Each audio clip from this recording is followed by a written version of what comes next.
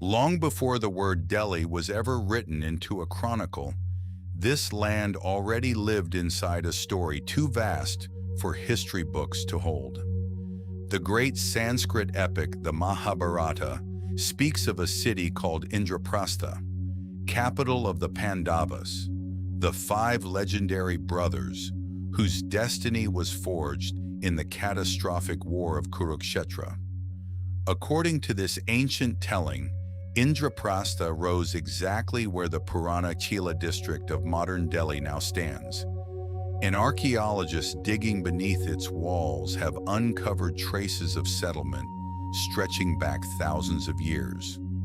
The line between myth and fact blurs here almost completely, and it is precisely that blur which has given Delhi its strange, layered, unshakable identity. Even today, the people of this city speak of that mythic root with quiet pride, as though the soil beneath their feet still remembers an age of gods and heroes. This bond between legend and land was the first sign of something larger.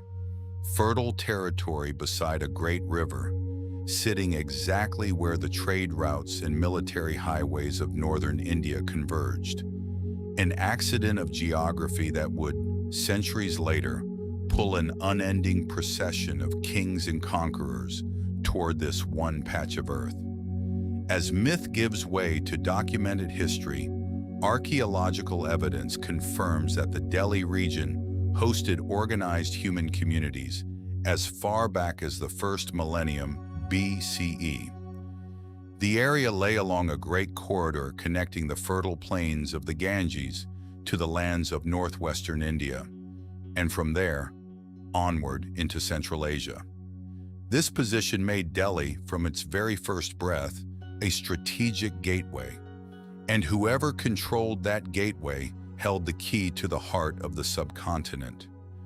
In later centuries, this region fell under the sway of great empires, among them the mighty Maurya dynasty, the same empire under which Emperor Ashoka spread Buddhist teachings across his vast domain. The stone pillars Ashoka raised, later transported to Delhi and still standing today in the city's historic parks, are relics of that distant age. Silent columns that have whispered a message of peace and ethics across more than 2,000 years and will not be silenced.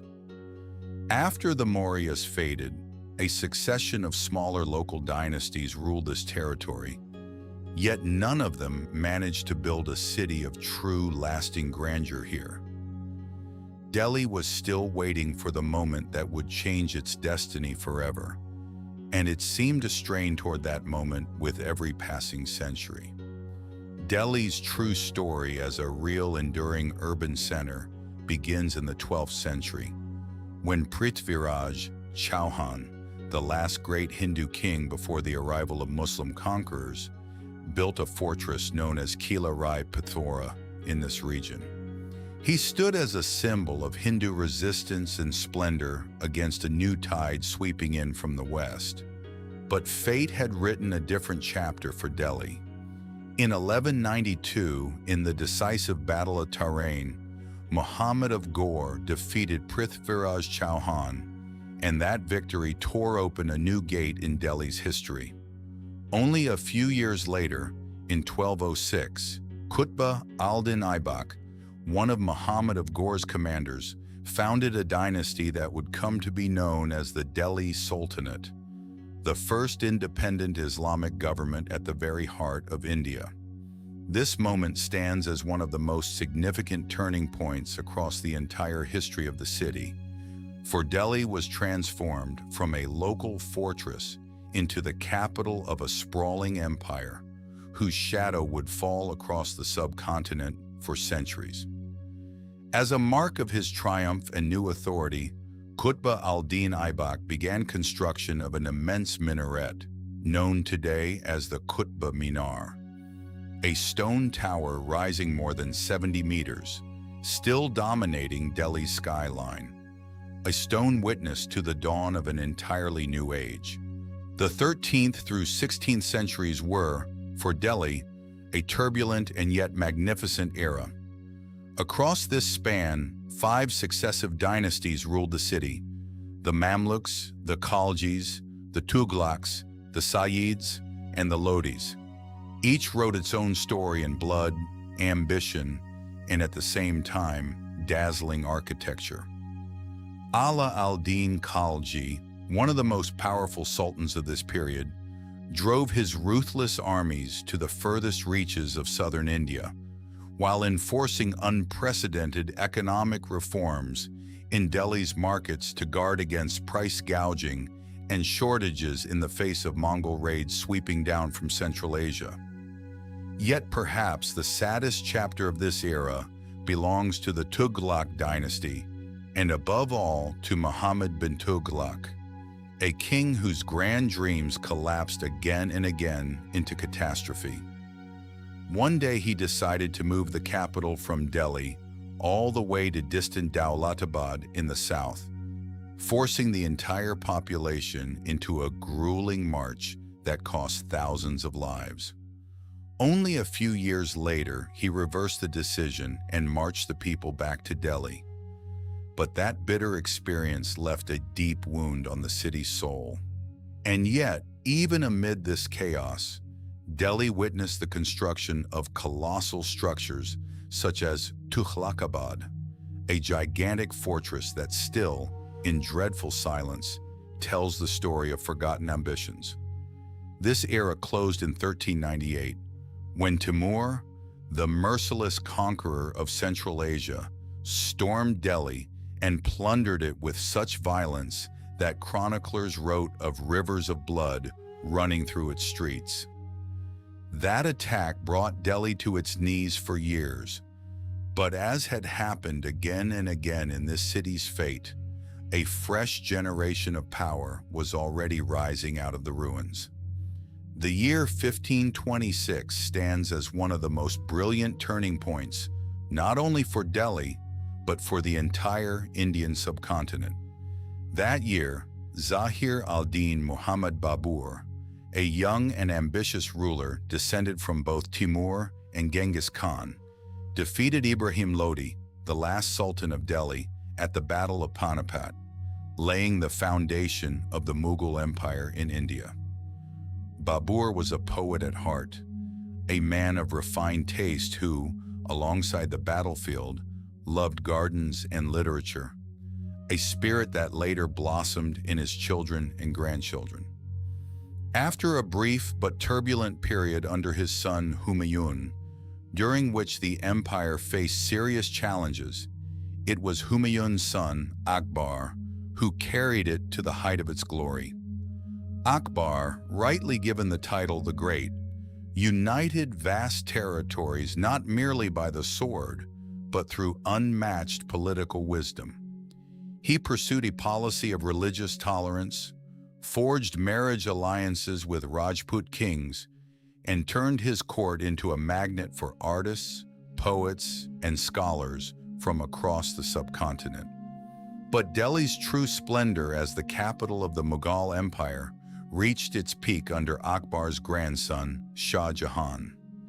In 1638, Shah Jahan decided to move his capital to Delhi and build an entirely new city named Shah Jahanabad, the city known today as Old Delhi. At its heart, he built the Red Fort, a structure of red sandstone and white marble that remains the historic heart of Delhi to this day, and beside it, the Jama Masjid, one of the largest mosques on the subcontinent. Yet Shah Jahan is remembered above all for an eternal love, a love that drove him to build the Taj Mahal in Agra for his departed wife, Mumtaz Mahal. Though the Taj Mahal itself stands in Agra, its spirit is forever woven into the story of Delhi and the Mughal Empire. This was an age when Delhi's markets overflowed with spices, silk, and jewels, when Persian-speaking poets strolled its lanes, and when classical Hindustani music echoed through royal palaces. Delhi in this era was not merely the capital of an empire, but the center of a civilization that fused Persian, Indian, and Islamic culture into something entirely its own. No splendor in history is eternal, and the Mughal Empire proved no exception. After the death of Aurangzeb, the last great Mughal emperor, in 1707, the empire gradually slid into fragmentation and internal weakness. Weak successors, court rivalries, and local rebellions eroded the foundations of this once immense empire. But the blow Delhi never forgot fell in 1739, when Nader Shah, the ruler of Iran, marched on the city with a formidable army. What happened in those horrifying days remains one of the darkest chapters in Delhi's history.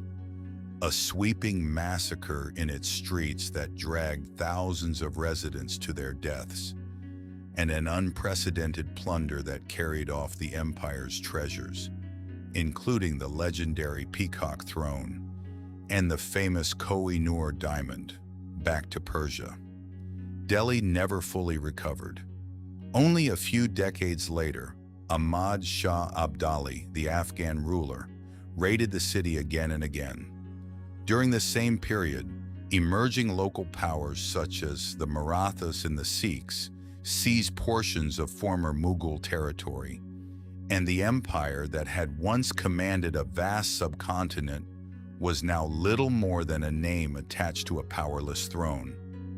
It was against this backdrop of chaos and decay that a new power, arriving from the farthest corner of Europe, stepped onto the stage. A power that slowly but with ruthless calculation would seize control first of trade and then of the politics of the entire subcontinent. The British East India Company, which had entered the subcontinent as nothing more than a trading enterprise, gradually expanded its military and political reach. In 1803, following clashes with local powers, British forces took control of Delhi, though the Mughal emperor remained on the throne in name only, a faded shadow of splendor that had once dazzled the world. This humiliating arrangement kindled a silent fury in the hearts of the subcontinent's people, a fury that finally erupted in 1857 in one of the greatest uprisings in Indian history against colonial rule. What began as a mutiny among sepoy soldiers rapidly grew into a nationwide rebellion, and Delhi, as the symbolic seat of the Mughal Empire, became the very heart of that uprising. Bahadur Shah Zafar, the last Mughal emperor, an aging, melancholy poet who cared more for verse and mysticism than for power, was chosen against his own inclination as the symbolic leader of the revolt. For a few months, Delhi once again dreamed of independence and past glory, but the dream did not last. British forces besieged and then brutally conquered the city. Delhi was again drenched in blood and fire. Thousands of its inhabitants were killed or driven from their homes, and Bahadur Shah Zafar, after a humiliating trial, was exiled to Rangoon in Burma, where he died in solitude and exile, mourning that he would never be laid to rest in his homeland soil.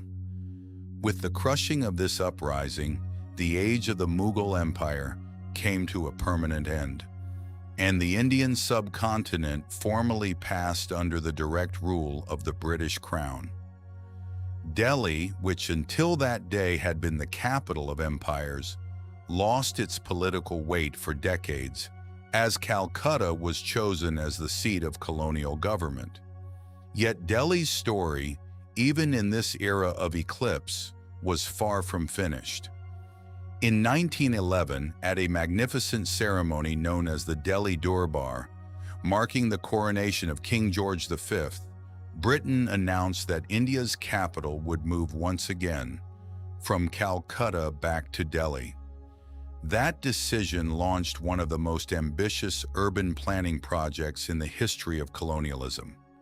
Celebrated architects Edwin Lutyens and Herbert Baker were commissioned to design an entirely new city beside the old one, a city of broad avenues, grand government buildings, and an immense presidential palace known today as Rashtrapati Bhavan.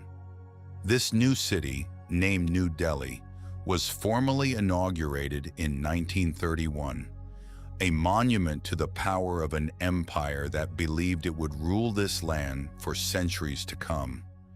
But history had a bitter irony waiting in its sleeve. Barely 16 years after this magnificent capital was unveiled, the very British Empire that had built it to immortalize its rule was forced to leave this land forever. The 1920s through the 1940s were a turbulent electric era for Delhi and for the entire subcontinent. India's independence movement, led by figures such as Mahatma Gandhi and Jawaharlal Nehru, steadily gathered strength, and Delhi, as the seat of colonial power, became the central stage for this political and social struggle. Demonstrations, strikes, and acts of civil disobedience turned the city's streets into an arena for a non-violent yet relentless fight. Finally, at midnight on the 15th of August, 1947, the moment arrived for which millions had fought and suffered for years. India won its independence from Britain. Jawaharlal Nehru, in his historic Tryst with Destiny speech, raised the flag of an independent India from the ramparts of the Red Fort in Delhi, a moment that fused joy and tears into a single instant. But that joy carried a deep tragedy within it. India's independence came bound to the partition of the land into two nations, India and Pakistan, a division that triggered one of the bloodiest forced migrations in human history. Millions of people, Hindus, Muslims, and Sikhs, were forced to abandon their homes, and Delhi, as one of the primary destinations for these refugees, witnessed horrifying scenes of violence, displacement, and loss. Refugee camps sprang up on the city's outskirts. New neighborhoods were built to house a wave of uprooted people, and Delhi, a city that had watched empires arrive and depart for centuries, now had to heal fresh wounds that freedom itself had carved into its people. Out of this pain and turmoil, a new Delhi was born, a capital tasked with holding the identity of a newly independent nation. In the decades following independence, Delhi grew at astonishing speed.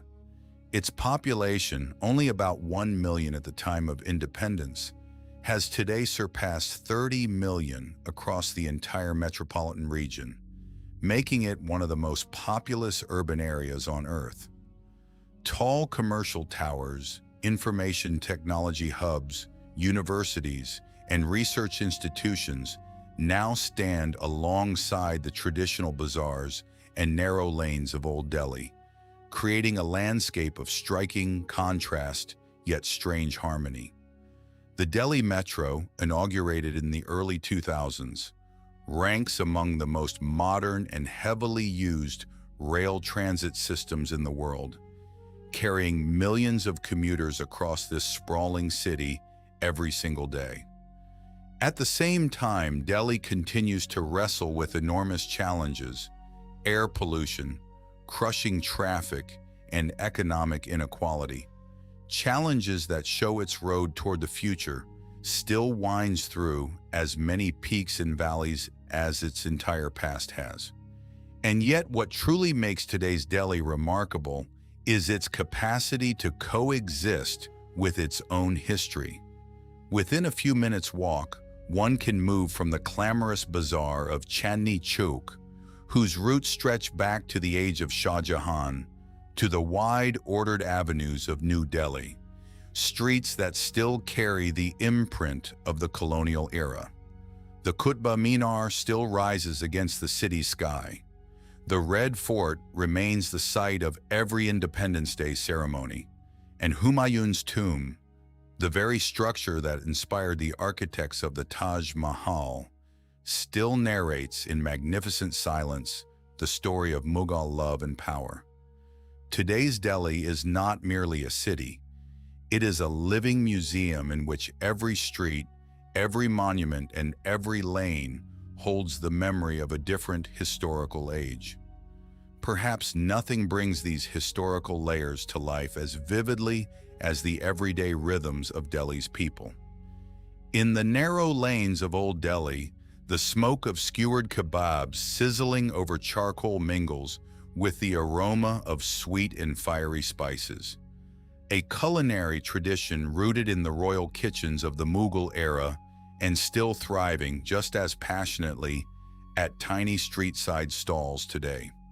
Urdu, itself born from the blending of Persian, Arabic, and local Indian languages in this very city, still resonates in the ghazals and verses recited at Delhi's literary gatherings, a legacy of poets like Mirza Ghalib, who lived in these same lanes and wrote of love, separation, and the decline of empires. Alongside this Persian and Islamic inheritance, ancient Hindu temples, magnificent Sikh gurdwaras, and colonial-era churches stand side by side, a sign of a religious coexistence that, despite every historical tension, remains an inseparable part of this city's identity. The shrine of Nizamuddin Auliya, one of the greatest Sufi mystics of the subcontinent, hosts a Qawwali gathering every Thursday night, a spiritual sound that dissolves the borders of religion and nationality, drawing pilgrims of every faith and background into its circle. This astonishing coexistence of cultures, languages, and religions may be the finest testimony to the spirit that has taken shape in Delhi across the centuries, a spirit born not of a single civilization, but of the collision and blending of dozens of civilizations. When we trace Delhi's long road from mythical Indraprastha to today's teeming metropolis, what strikes us most is its extraordinary capacity for self-renewal. Delhi has been built, destroyed, and rebuilt again and again by sultans, emperors, colonizers, and revolutionaries, yet its spirit has never been extinguished.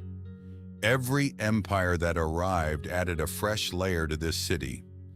The Mauryas planted the first seeds of urban civilization. The Delhi Sultans brought Islamic architecture to this land. The Mughals created an unrivaled splendor of art and culture. The British imposed an urban and administrative order upon it. And finally, the people of independent India transformed this city into a symbol of democracy and hope. Delhi is in truth a mirror reflecting the entire turbulent history of the Indian subcontinent, a land where suffering, glory, love, betrayal, faith, and hope have together forged an identity unlike any other. Today, when the setting sun settles over the Red Fort and its golden light falls across the ancient red stone, one can almost hear the footsteps of emperors, poets, soldiers, and ordinary people who have crossed these streets for thousands of years. Delhi, more than anything else, is the story of humanity itself, a story of fall and resurrection, of ruin and rebuilding, and in the end, of a hope that refuses to die. And perhaps that is exactly what makes Delhi not merely a city, but one of the most immortal narratives in human history. A story that, even now, continues in every fresh breath of this restless, roaring metropolis.